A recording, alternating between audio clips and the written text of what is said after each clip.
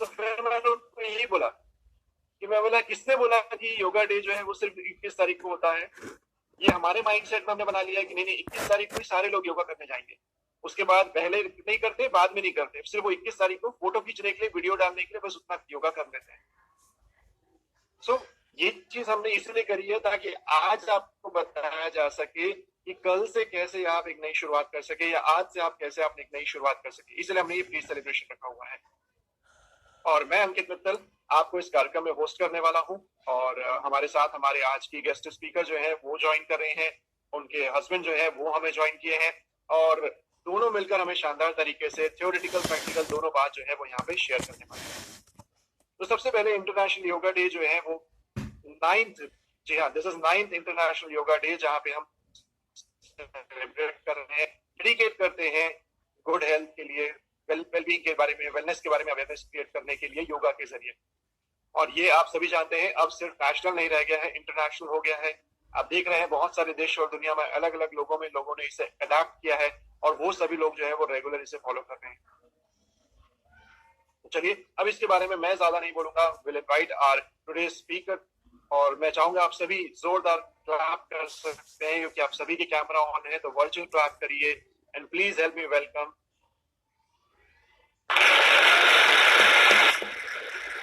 विजी कंजानी जी, जो कि योगा स्पेशलिस्ट है, नेचुरल न्यूट्रिशन एडवाइजर है, इन्होंने बीएससी किया हुआ है, और बाकी की सारी डिटेल जो है वो आपके साथ शेयर करेंगे। सो विजय मैम, आपका बहुत बहुत स्वागत है, over to you. Thank you Ankit. Hello everyone, good morning. आप सबका स्वागत करती हूँ यहाँ पे इस वर्चुअल स्ट्रीम पे। आप सबको योगा डे के लिए, आज जैसे अंकित ने कहा कि आज तो योगा डे नहीं है, पर सब लोग यही सोच रहे हैं कि आज क्यों योगा हो रहा है ना। तो सही बात है कि योगा एक दिन की चीज नहीं है ना, हमें ये हमेशा की अपनी एक रूटीन बनानी चाहिए ताकि हम हेल्दी रह सके, हेल्दी लाइफ जी सके। आप सबका जैसे मैंने कहा स्वागत है। अब मैं अपने बारे में थोड़ा सा बताऊं तो मेरा नाम विजी कंजानी है, मैं भोपाल से हूँ, और मैं ग्रेजुएट हूँ, और इसके साथ साथ मैंने ग्रेजुएशन के बाद में एक कोर्स किया जो कि नेचुरोपैथी एंड योगा में था।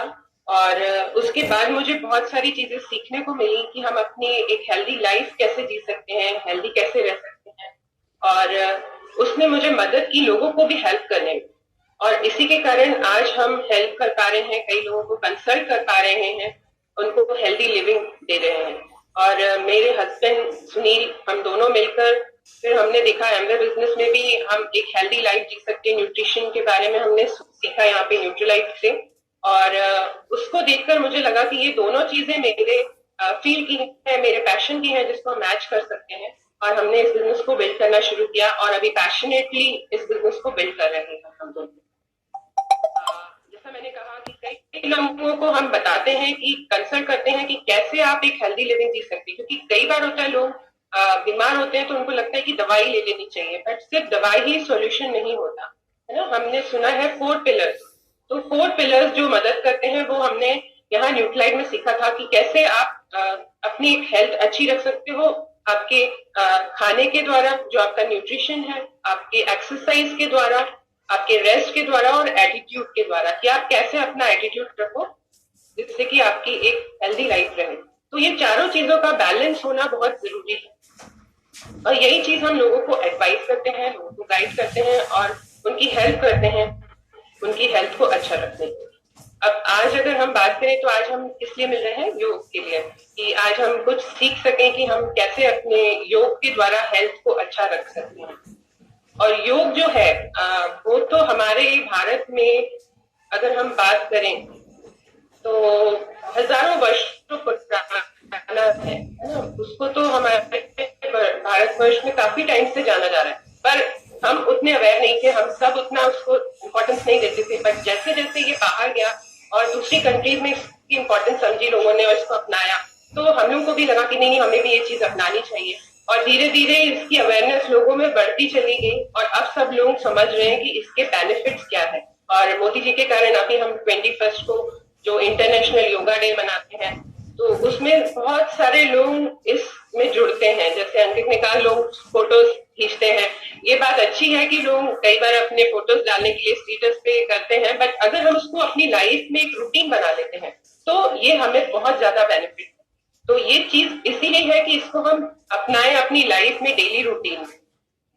योग अगर हम बात करें तो लोग एक्सरसाइज भी करते हैं और लोगों को लगता है कि हम जुम्बा क्लास जा रहे हैं, जिम जा रहे हैं, कहीं पे भी हम जा रहे हैं तो वो भी तो एक एक्सरसाइज है।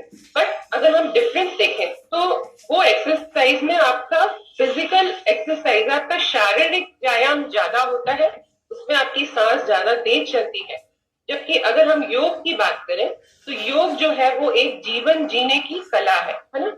वो सिर्फ आसन नहीं है, सिर्फ एक्सरसाइज नहीं है, वो बहुत सारी चीजें हैं।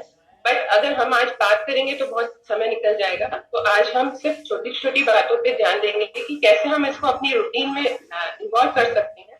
और इसके फायदे हमारे साथ ये है कि सिर्फ फिजिकली नहीं, शारीरिक ही नहीं, हमारी बॉडी में मानसिक तौर पर और आध्यात्मिक तौर पर भी ये हमें मदद करता है। हमारी बॉडी को, हमारे माइंड को स्थिर रहने में मदद करता है, हमारे बॉडी में माइंड को शांत रहने में मदद करता है, तो हमारे पोस्चर को ठीक करता है। तो सिर्फ अपने हाथों को हिलाना, एक जगह पे बैठ जाना ही योग नहीं है, ये एक पूरी तरीके से हमारे जीवन शैली है जिसको कि हमें अपने लाइफ में इम्पोर्टेंस देनी चाहिए, अपनाना चाहिए।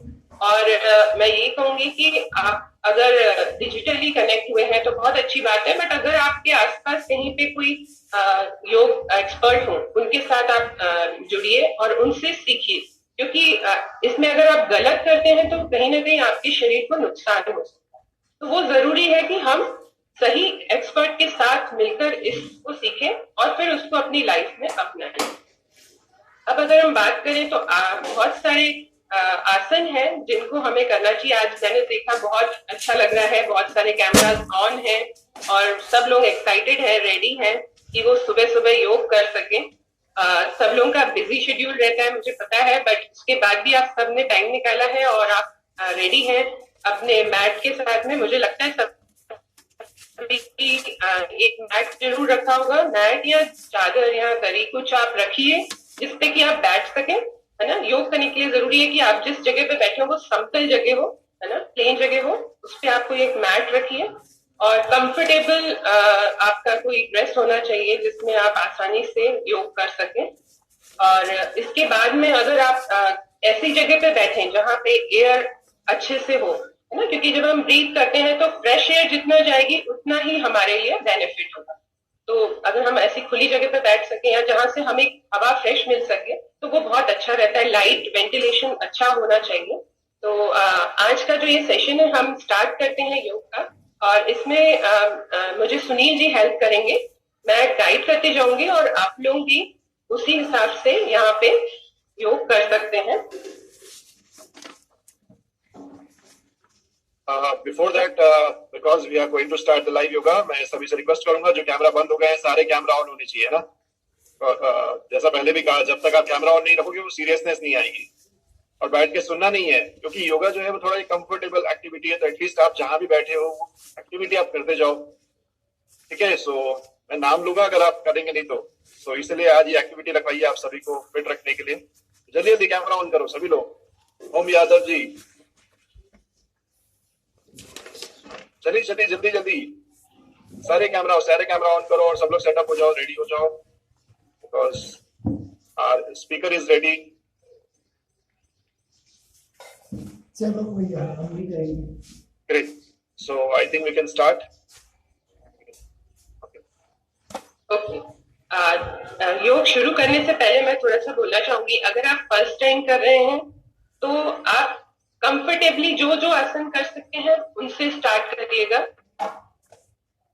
अगर आपको बहुत ज्यादा पेन हो रहा है किसी चीज में तो उस चीज को कंटिन्यू नहीं करिए, है ना। अपने बॉडी को हमें दर्द तक नहीं ले जाना है, ठीक है। और दूसरी चीज, हमें अगर कोई इशू है, जैसे अगर हमारे किडनी का कोई इशू है या हमारा अभी कुछ ऑपरेशन हुआ है, हाई बीपी है, इस तरीके के कुछ इश्यूज हैं, तो आप ऐसी एक्सरसाइजेस जो मैं बताऊं जिसमें कि आपकी सांस फूल रही है वो मत करिएगा। जो आप कंफर्टेबली कर सके उसे करिए, ठीक है, ताकि आप सीख सके कि कैसे योग हो रहा है।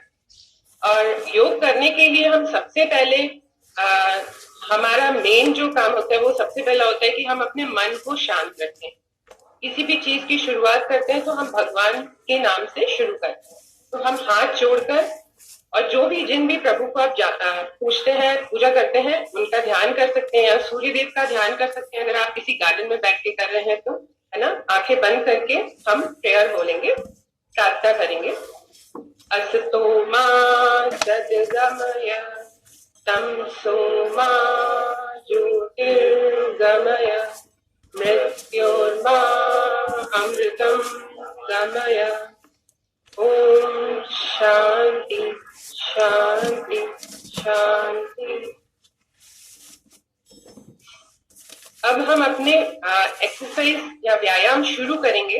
तो जब हम मॉर्निंग में कोई भी योगा शुरू करते हैं तो सबसे ज्यादा जरूरी हमारे लिए ये है कि हम खाली पेट हों। हमारे ज्यादा से ज्यादा अगर हम कोई लिक्विड डाइट लिए हों तो वो चल जाएगा, बट हमने कुछ खाना नहीं खाया हो। अगर आपने खा लिया है तो मैं कहूंगी कि आप अभी ना करें, है ना, और आप लिक्विड डाइट ले सकते कुछ भी, उसके बाद ये योगा शुरू कर सकते हैं। आपका पेट खाली होना चाहिए। और आप जब एक्सरसाइज स्टार्ट करते हैं तो हम जब अगर हम बात करें तो हम वार्म अप करते हैं, जिसे हम कहते हैं, है ना। तो यहाँ पे हम सूक्ष्म व्यायाम से शुरू करेंगे। सूक्ष्म व्यायाम क्या करते हैं, जब हम सोते हैं तो हमारी बॉडी थोड़ी सी स्टिफ हो जाती है, तो हम अपनी बॉडी को थोड़ा सा फिट करेंगे, लूज करेंगे, ताकि हमारे जो शोल्डर्स और जॉइंट्स हैं वो स्टिफ हो गए हैं। तो हम उसके लिए सूक्ष्म व्यायाम करेंगे। तो पहला हम करेंगे ग्रीवा संचालन। ग्रीवा मीन्स हमारे गले, गर्दन के लिए। तो गर्दन के लिए हम सबसे पहले अपनी गर्दन को आगे की तरफ झुकाएंगे, फिर पीछे की तरफ लेके जाएंगे, है ना। इसमें हम 2 से 3 बार आगे पीछे की तरफ करेंगे ताकि हमारी गर्दन में जो स्टिफनेस है वो ठीक हो जाए। फिर वैसे ही हम अपनी गर्दन को राइट की तरफ और लेफ्ट की तरफ लेकर जाएंगे, जिससे कि हमारे दोनों तरफ का जो गर्दन है वो स्टिफनेस ठीक हो। इसके बाद में हमें अपनी गर्दन को रोटेट करना है। क्लॉकवाइज 5 टाइम कर सकते हैं और एंटी क्लॉकवाइज हम इसे 5 टाइम कर सकते हैं। अगर आपने अभी स्टार्ट किया है तो आप थोड़ा थोड़ा कर सकते हैं, 5 टाइम धीरे धीरे बढ़ा सकते हैं इसको आगे। ये हमारे जो ग्रीवा है, जो हमारी गर्दन है, उसको बेनिफिट करती है। और इसके बाद में हम करेंगे स्कंद संचालन। स्कंद मतलब हमारे जो कंधे हैं, है ना। तो हमें अपने कंधों पे अपने हाथ को रखना है और अपने हाथ को गोल रोटेट करना है क्लॉकवाइज 5 बार। इसके बाद एंटी क्लॉकवाइज हम इसे 5 बार करेंगे।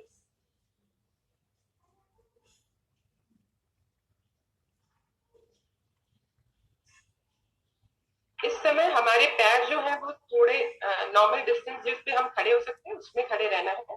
अब हमें कटी चक्रासन करना है।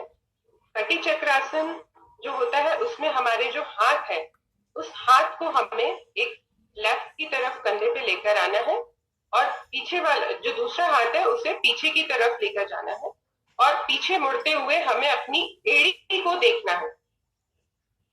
इसी तरीके से हम दूसरी तरफ करेंगे। ये भी आप राइट हैंड साइड पे 5 और लेफ्ट हैंड साइड पे 5 तरफ कर सकते हैं। 5 बार आपने राइट हैंड साइड पे करना है,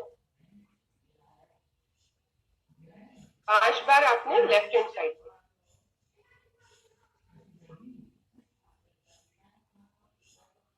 इससे हमारा जो हम स्पाइनल कॉर्ड कहते हैं, जैसे स्पाइनल कॉर्ड को मदद मिलती है, हमारी कंधों को मदद मिलती है कि वो हम जैसे जैसे हमारे स्क्रीन टाइम बढ़ जाता है या हमारे जॉब के साथ हम दिन भर चेयर पे बैठ के काम करते हैं तो हमारी जो कंधे हैं वो झुक रहे होते हैं, हमारे पीठ पे ज्यादा प्रेशर पड़ता है, तो ये उसमें मदद करता है हमें हमारी रीढ़ की हड्डी को मजबूत करने में। दूसरा हमारे जीआई ट्रैक को हेल्प करता है।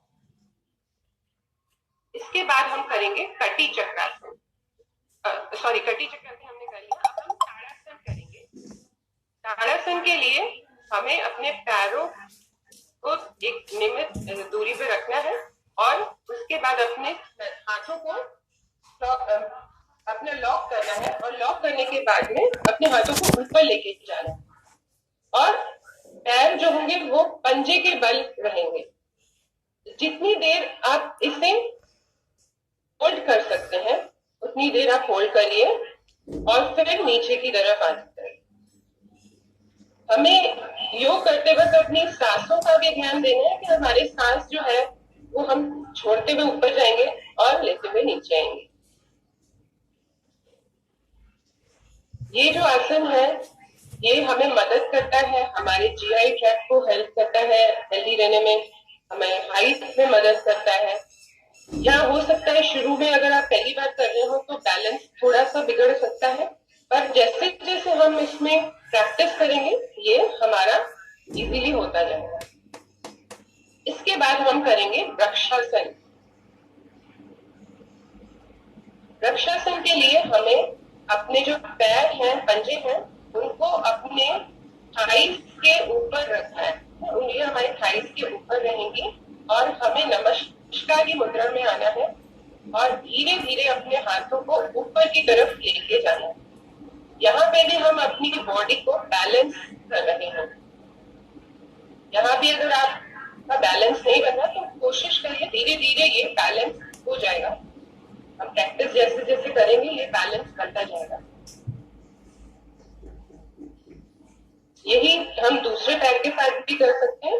हमने लेफ्ट लेग अपना थाइस पे रखा, नमस्कार की मुद्रा में आएंगे और हाथों को ऊपर की तरफ लेकर जाएंगे, होल्ड करेंगे,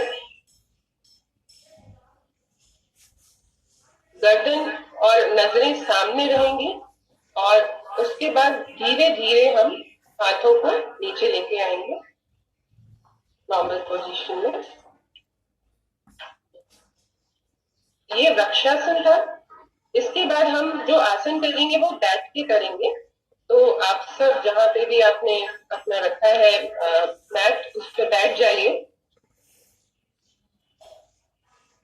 और अपने पैरों को आगे की तरफ फैला लीजिए। ये जो आपकी उंगलियां हैं पैरों की, उन्हें हमें आगे पीछे की तरफ करना है। उनकी फ्लेक्सिबिलिटी करनी है तो आगे पीछे उंगलियों को करेंगे।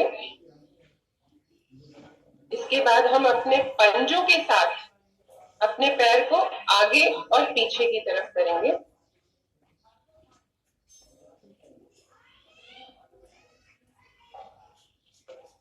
आप इसमें थोड़ा सा तनाव महसूस कर सकते हैं जब आप अपने आगे पैर करते हैं पंजों के, है ना? वो अच्छा है, उतना ठीक है, पर दर्द नहीं हो। फिर आप अपने पंजों को रोटेट करिए क्लॉकवाइज और एंटी क्लॉकवाइज।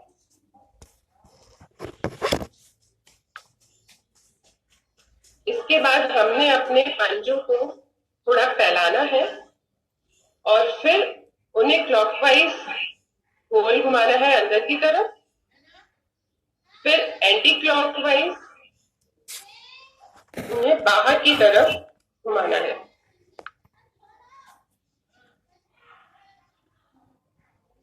अब हम अपना जो लेफ्ट लेग है उसको अपने थाइस पे रखेंगे और अपने पंजे को पकड़ेंगे हाथ से और उसको गोल घुमाएंगे। ये हम अपने पैरों की एक्सरसाइज कर रहे हैं। इससे पहले हमने अपने गर्दन की और शोल्डर की एक्सरसाइज की थी। तो हम क्लॉकवाइज और एंटी क्लॉकवाइज घुमाएंगे 5-5 बार। अब इसके बाद हम अपने घुटने को अपने माथे से टच करने की कोशिश करेंगे। अगर आप शुरुआत में पहली बार कर रहे हो सकता है ये ना हो, पर जितना हो सकता है कंफर्टेबली उतना करने की कोशिश करिए। इसे भी आप 5 बार कर सकते हैं।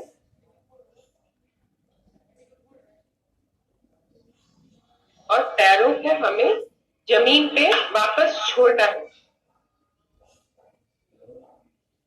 अब हम दोनों हाथों से पैरों को पकड़ेंगे और उसे झुलाएंगे। ये जो है हमारे हिप जॉइंट्स में मदद करता है कि वो ठीक रह सके, क्योंकि जो हमारे जॉइंट्स हैं वो स्टिफ हो जा रहे हैं, हम उनको यहाँ पे उनका लुब्रिकेशन, उनकी सारी चीजें ठीक करने की कोशिश कर रहे हैं। यही सेम जो हमने एक्सरसाइज लेफ्ट पैर के लिए की वो अब हम राइट पैरों में करेंगे। यहाँ हमने राइट पैर के पंजे को पकड़कर रोटेट करना है रात क्या 5 times clockwise, 5 times anti clockwise. इसके बाद हमारे जो घुटने हैं उसको हमें माथे पे टच करना है और वापस उसे जमीन पर छोड़ना। आपसे जितना कंफर्टेबली हो सके उतना करिए। बढ़िया। हाँ बड़ा भाई ये तो बांधो समझनी तू आती जाओ कौन सा वो मैं तो आज भी मैं यार हाँ तो तू पहले हैंडल इसके बाद हमें अपने पैर को छुलाना है, हमारे दूसरे लेफ्ट साइड के हिप जॉइंट्स को भी मूवमेंट देने के लिए कि उसमें जो लुब्रिकेशन है वो बना रहे। ये आप 5 टाइम्स कर सकते हैं और फिर धीरे धीरे बढ़ा सकते हैं। अब इसके बाद हम तितली आसन करेंगे। तितली आसन के लिए अपने पैरों को जितना हो सके अपने पेट के पास की तरफ लेकर आएंगे और होल्ड करेंगे हाथों से और अपने थाइस और पैर को हिलाएंगे। आप इससे जितना कंफर्टेबली कर सकते हैं उतना करिए। अगर ये जमीन से टच हो पा रहा है तो बहुत अच्छा है, और अगर आप शुरुआत कर रहे हैं तो धीरे धीरे ये प्रैक्टिस के साथ होता जाएगा। इससे हमें बेनिफिट्स ये मिलते हैं कि ये हमारे, अगर जेंट्स को हम देखें तो मेल में प्रोस्टेट की प्रॉब्लम रहती है तो उसको ये हेल्प करता है ठीक करने में। दूसरा गायनिक प्रॉब्लम्स जो रहती हैं लेडीज के साथ उसमें भी ये मदद करता है कि हम प्रॉब्लम से बच सकें अगर इन आसनों को हम रेगुलरली कर रहे हैं। इसके बाद हम करेंगे मंडूकासन। मंडूकासन के लिए हमने अपने वज्रासन में बैठना है, अपने पैरों को फोल्ड करना है, पीछे जो पंजे हैं वो मुड़ जाने चाहिए और जो हमारी मुट्ठी है वो हमें अपनी नाभि से दूर रखनी है और सांस छोड़ते हुए हमें नीचे की तरफ आना है और सामने की तरफ देखना है। आप जितनी देर होल्ड कर सके, सांस रुक सके उतनी देर रखिए, फिर वापस सांस लेते हुए आप वापस ऊपर की तरफ आएंगे। यही आप 3 बार 5 बार जितना आप कंफर्टेबली कर सकते हैं उतना करिए।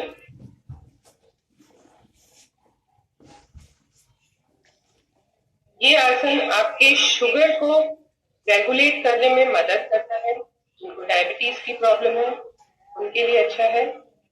कोई लोग वेट मैनेज करना चाहते हैं उनके लिए ये बहुत अच्छा है। आपके जो अंगूठे हैं वो अंदर होंगे, उंगलियां उसके ऊपर होंगी और नाभि से डिस्टेंस होगा थोड़ा सा। अब इसके बाद हमने हथेली के साथ उस आसन को करना है। आपके हाथ को नाभि के नीचे की तरफ, राइट हैंड के हाथ को, और उसके ऊपर लेफ्ट हैंड का हाथ रखेंगे और फिर वैसे ही नीचे की तरफ हम झुकेंगे। गर्दन नजरें सामने की तरफ रहेंगी। छोड़ते हुए नीचे आना है, होल्ड करना है